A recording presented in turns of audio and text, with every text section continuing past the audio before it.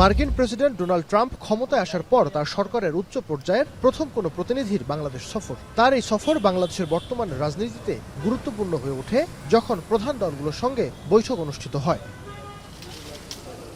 সফরের দ্বিতীয় দিন বুধবার দুপুরে প্রথমে জামায়াত ইসলামীর সঙ্গে বৈঠক অনুষ্ঠিত হয় মার্কিন সরকারের শীর্ষ এই ব্যক্তির। মার্কিন ভারপ্রাপ্ত রাষ্ট্রদূত ট্রেসি জ্যাকবসনের বাসভবনে অনুষ্ঠিত এই বৈঠকে জামায়াতের নেতৃত্ব দেন দলটির আমির ডাক্তার শফিকুর রহমান। ঘণ্টাখানেকের বৈঠক শেষে গণমাধ্যমে কথা বলেন দলের শীর্ষ নেতা।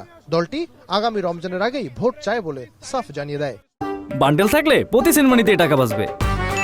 বিকাশ সেনমানি বান্ডেল কিনে জিতুন প্রতি লেনদেনে। এই সময় আমেরিকার পক্ষ থেকে 37% যে ট্যারিফ ইম্পোজ করা হয়েছে এটা যেন তারা পুনর্বিবেচনা করে, এবং আমরা অনুরোধ করেছি আমাদের এই অনুরোধ তারা যেন পৌঁছে দেন। প্রধান উপদেষ্টা বলেছেন যে তিনি এই বছরের ডিসেম্বর অথবা আগামী বছরের জুনের মধ্যে ইলেকশন দেবেন। আমরা তার কমিটমেন্টে তিনি ঠিক আছেন এটা দেখতে চাই, আর আমাদের ভিউ হচ্ছে যে এটা রমজানের আগেই শেষ হয়ে যাওয়া দরকার। এরপরই আসে আহ্বায়ক নাহিদের নেতৃত্বে এনসিপির 4 সদস্যের প্রতিনিধি দল। ঘণ্টাখানেক বৈঠক চলে তাদের সঙ্গেও। বৈঠকের শুরুতে এনসিপি গঠনের প্রেক্ষাপট তুলে ধরেন তারা। মৌলিক সংস্কার ছাড়া নির্বাচনে অংশগ্রহণ নিয়ে সংশয় প্রকাশ করে অভ্যুত্থানের প্রেক্ষাপটে তৈরি হওয়া নতুন দলটি।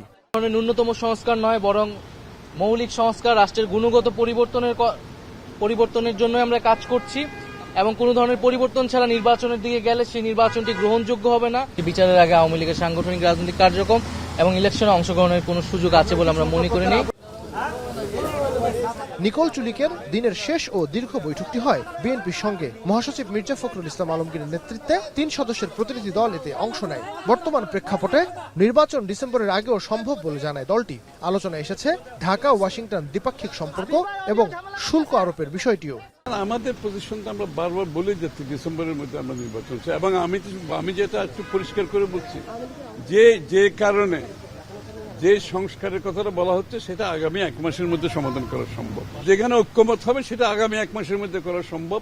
এরপর আর কোনো ইস্যু থাকছে না। নির্বাচন কমিশন প্রস্তুত, তারা বলে দিয়েছে, আর কোনো ইস্যু নাই। সুতরাং ডিসেম্বরের আগেও নির্বাচন হতে পারে। এর আগে সকালে যুক্তরাষ্ট্রের দক্ষিণ ও মধ্য এশিয়া বিষয়ক উপসহকারী পররাষ্ট্রমন্ত্রী নিকোল চুলিক ঢাকাস্থ মার্কিন দূতাবাসের কর্মকর্তাদের সঙ্গে বৈঠক করেন। সেখানে নিকোল জানতে চান বাংলাদেশের বর্তমান রাজনৈতিক প্রেক্ষাপট। এদিকে বৃহস্পতিবার পররাষ্ট্র উপদেষ্টা, প্রধান উপদেষ্টা রোহিঙ্গা বিষয়ক ও নিরাপত্তা উপদেষ্টা এবং প্রধান উপদেষ্টার সঙ্গে বৈঠক করবার কথা রয়েছে নিকোল চুলিকের। নাইম আবির, এখন, ঢাকা।